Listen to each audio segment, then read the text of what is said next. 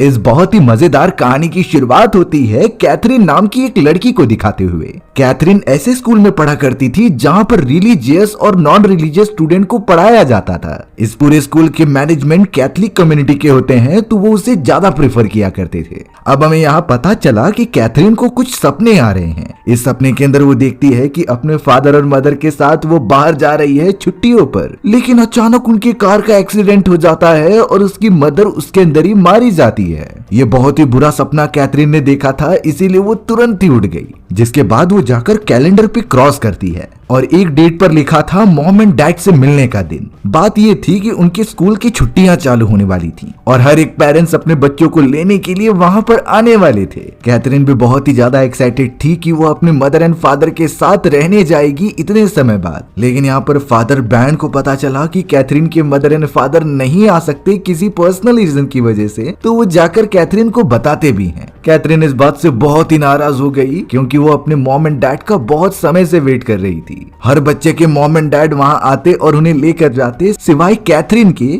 जो कि उसे रीजन नहीं पता कि वो लोग यहाँ पर क्यों नहीं आ सकते। वहीं उसी स्कूल के अंदर हमें रोज नाम की एक और लड़की दिखाई जाती है जो कि बहुत ही ज्यादा रूल तोड़ा करती थी। वो तो बहुत ही बड़ी मॉडल बनना चाहती है, लेकिन इस बारे में उसने अपने मॉम एंड डैड को नहीं बताया था। रोज का एक बॉयफ्रेंड भी था जिसका नाम रिक होता है। रिक के साथ तो उसके बहुत सारे नाजायज संबंध थे, लेकिन इस बारे में उसने किसी को पता नहीं लगने दिया था क्योंकि ये चीजें स्कूल के अंदर करना अलाउड ही नहीं है। अब तो वो बहुत ज्यादा डर रही होती है क्योंकि उसके पीरियड भी डिले हो गए। उसे ऐसा लग रहा था कि कहीं वो प्रेग्नेंट तो नहीं है। अब तो यहाँ पर फादर ब्रायन रोज को भी बुलाते हैं और कैथरीन भी वहीं पर बैठी हुई थी। बात ये होती है कि रोज ने अपने मॉम एंड डैड को फ्राइडे को बुलाया था, जबकि उनकी छुट्टियां तो उससे भी पहले से चालू हो रही हैं। यानी कि बात सिंपल थी कि रोज के भी मॉम एंड डैड समय पर नहीं आ पाएंगे और उसे भी कैथरीन की तरह इसी हॉस्टल में रहना पड़ेगा जब तक छुट्टियां खत्म नहीं हो जाती। फादर ब्रायन भी कहीं जा रहे थे, इसीलिए उन्होंने रोज को कैथरीन का ख्याल रखने के लिए कहा क्योंकि वो ऑब्वियसली सीनियर होती है तो उसकी इतनी जिम्मेदारी तो बनती थी। देखते ही देखते छुट्टियां चालू हो गई और स्कूल के अंदर मौजूद सभी बच्चे अपने पेरेंट्स के साथ छुट्टियों पर चले जाते हैं। सिर्फ अब स्कूल के अंदर कैथरीन, रोज और कुछ केयर टेकर्स मौजूद थे जो वहां की देख रेख करते। लेकिन यहाँ रोज को कैथरीन से कोई मतलब नहीं था। वो तो उसके साथ पहले नॉर्मल बात करती और फिर अपने बॉयफ्रेंड रिक के साथ रात को जाने का प्लान बनाती। वो दोनों तो मजे करने के लिए एक्साइटेड थे।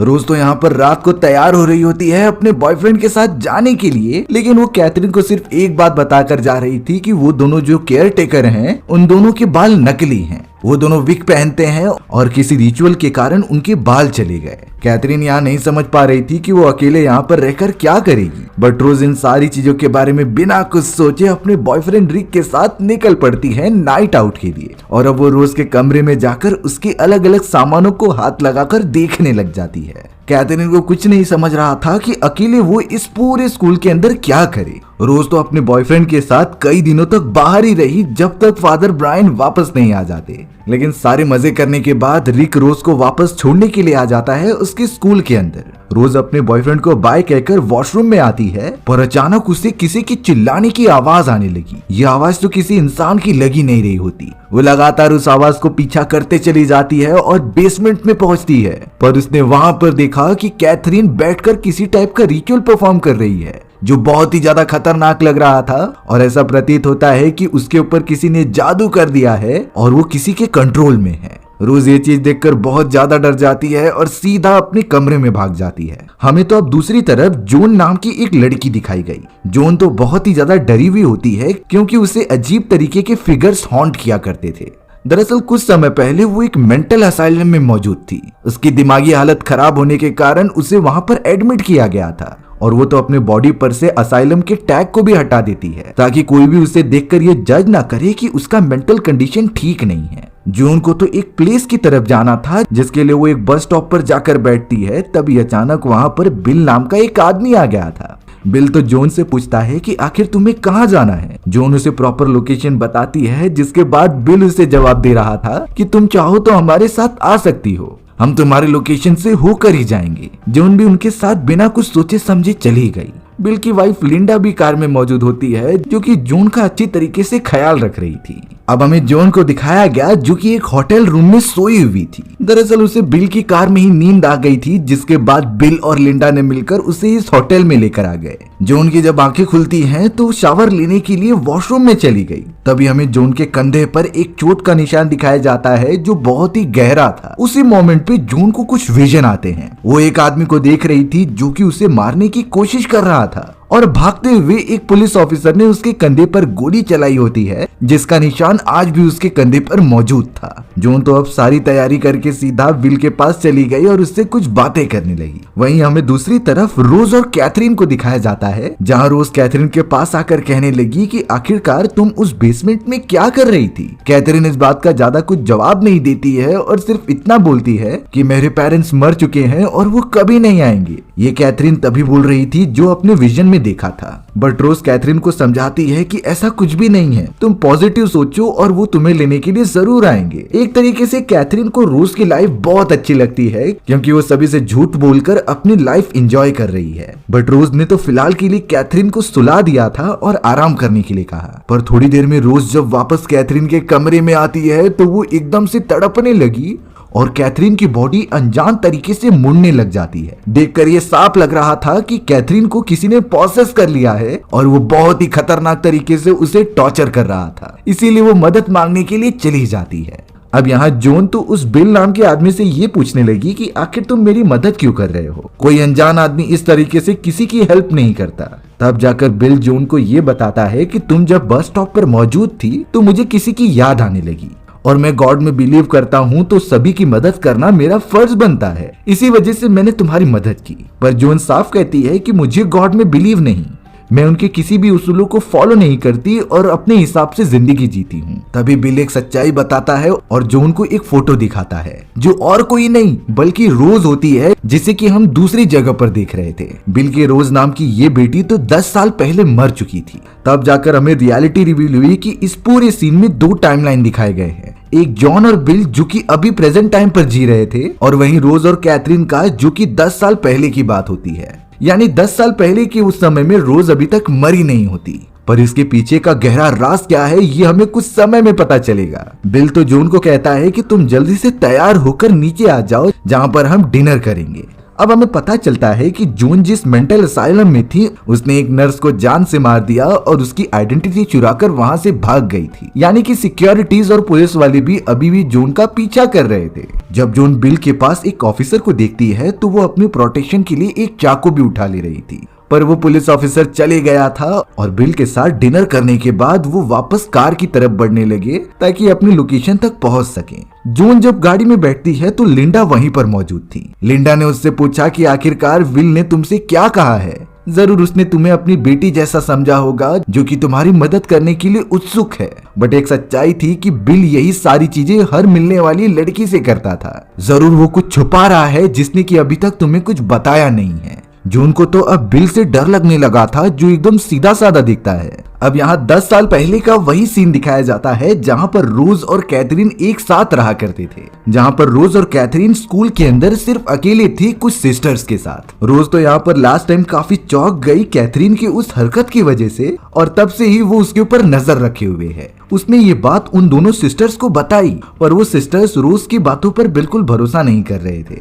कैथरीन तो रोज से फिर से आकर कहती है कि मेरे मॉम एंड डैड नहीं आने वाले, वो इन फ्यूचर भी कभी मुझसे मिल ही नहीं पाएंगे। रोज नहीं समझ पाती कि वो कैथरीन को किस तरीके से कन्विंस करे कि वो पॉजिटिवली सोचे। बट कैथरीन तो किसी की बात ही नहीं मानती और उसका बिहेवियर धीरे धीरे एग्रेसिव होने लगा। अब यहाँ वो दोनों सिस्टर्स रोज और कैथरीन को बुलाकर ईश्वर से प्रे कराते हैं, लेकिन पता नहीं क्यों कैथरीन ये सारे प्रेयर्स करने से मना कर रही थी। सिस्टर्स ने जब जबरदस्ती की तो अचानक अब कैथरीन को उल्टियां होने लगी, जिससे कि उसकी हालत काफी खराब हो जाती है। ये चीजें सिस्टर्स को कुछ अजीब लग रही थी, इसीलिए वो कैथरीन का कुछ इलाज करने के लिए उसे अपने पास बुलाती हैं। वो जो चीजें करने बोल रही थी कैथरीन उसका उल्टा करती है और अचानक उन दोनों सिस्टर्स को बुरी बुरी गालियां देने लगती हैं। गालियां देना इस पूरे स्कूल के अंदर अलाउ नहीं था। इसीलिए सिस्टर्स कहने लगी कि कैथरीन को हमें सजा देनी पड़ेगी, तब जाकर ही वो सुधर पाएगी। बट अब अचानक सिस्टर्स को फादर ब्रायन का कॉल आता है, जो एक बहुत ही ज्यादा शॉकिंग न्यूज दे रहे थे कि कैथरीन के मदर एंड फादर आ रहे थे उससे मिलने के लिए, लेकिन रास्ते में उनका कार एक्सीडेंट होने की वजह से दोनों ही मारे गए। ये चीजें जब कैथरीन और रोज को पता चलती है तो सबसे ज्यादा रोज चौंक गई, क्योंकि कैथरीन ने तो ये पहले ही कहा था और कैथरीन के वो सारे विजन सच हो जाते हैं। आखिर रोज ये बात सिस्टर्स को कैसे बताए ये समझ नहीं रहा था। वो सारी बातें करती तो है कि कैथरीन ने ये पहले ही देख रखा होता है, बट अब पता नहीं सिस्टर्स रोज पर ही गुस्सा हो गए और उसे सजा के तौर पर सारे बर्फ हटाने का काम दे दिया गया। रोज नहीं समझ पाती कि उसके साथ ऐसा बिहेवियर क्यों किया जा रहा है, जबकि सारी गलती तो कैथरीन की है, बट ये काम उसे करना ही पड़ता है और बहुत मेहनत के बाद वो बर्फ हटाने में कामयाब भी हो गई थी। रोज जाकर सिस्टर को बताने की कोशिश करती है, लेकिन वो अपना दरवाजा नहीं खोल रहे थे, इसीलिए रोज अपने कमरे में जाकर चुपचाप शांत तरीके से सो जाती है। अब लगातार फादर ब्रायन उन सिस्टर्स को कॉल कर रहे थे तो वो पिक नहीं करती, जिसकी वजह से फादर कुछ पुलिस ऑफिसर्स के साथ उनके घर पर चले गए। दरवाजा बंद होने की वजह से वो तोड़ना पड़ा और अंदर जाने के बाद वो एक बहुत ही खौफनाक सीन देखते हैं। चारों तरफ बहुत ही ज्यादा खून पड़े होते हैं और सिस्टर्स की डेड बॉडी वहां पर गिरी हुई थी। इन चीजों का रिलेशन कैथरीन के साथ था, इसीलिए हमें कैथरीन के थोड़े पहले वाले लाइफ के बारे में जानना होगा। दरअसल ये वो समय होता है जब कैथरीन के स्कूल की छुट्टियां चालू नहीं हुई थी।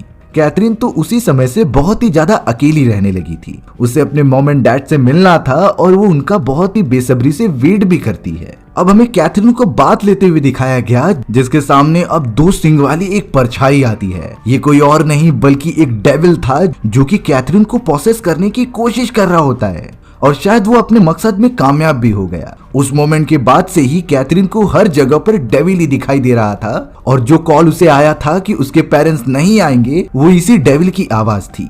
ये डेविल तो कैथरीन को पूरी तरीके से पागल बनाने के चक्कर में था, ताकि वो उसकी मदद से और भी कई सारी आत्माओं की बलि दे और हेल के अंदर लेकर जाए, जिससे वो काफी ताकतवर हो जाएगा। कैथरीन थोड़े समय तक तो उसे कंट्रोल करती है, लेकिन एक टाइम के बाद वो बहुत ही ज्यादा पॉसेस हो गई थी। कैथरीन को तो वो डेविल उस समय भी दिखाई देता है जब वो फादर ब्रायन के कमरे में गई थी, और तब भी दिखाई देता है जब वो रोज से बात कर रही थी। उसी डेविल ने कैथरीन को विजन दिखाए थे कि उसके मॉम एंड डैड मर जाएंगे, और होता भी कुछ ऐसा ही है। तो ये सारी चीजें कैथरीन एक्सपीरियंस कर रही थी, और एक समय के बाद तो वो इतना ज्यादा पागल हो गई कि उसने दोनों सिस्टर्स का मर्डर कर दिया और उनके पूरे बॉडी पर मल्टीपल वार कर दिया था। रोज को तो अब पता चला था कि वो प्रेग्नेंट नहीं है, बस उसके पीरियड्स डिले हो गए थे, जिस वजह से वो काफी खुश होकर बाथरूम में जा रही थी। वो जब दूसरी तरफ निकलती है तो वहाँ कैथरीन मौजूद थी, जिसने की एक नाइफ की मदद से रोज के ऊपर हमला कर दिया और उसे वहीं पर खत्म कर दिया। कैथरीन रोज की भी डेड बॉडी के साथ कुछ करती है, और ये वही मोमेंट था जब फादर ब्रायन कुछ सिक्योरिटी ऑफिसर्स के साथ उन सिस्टर्स के घर पर आए थे।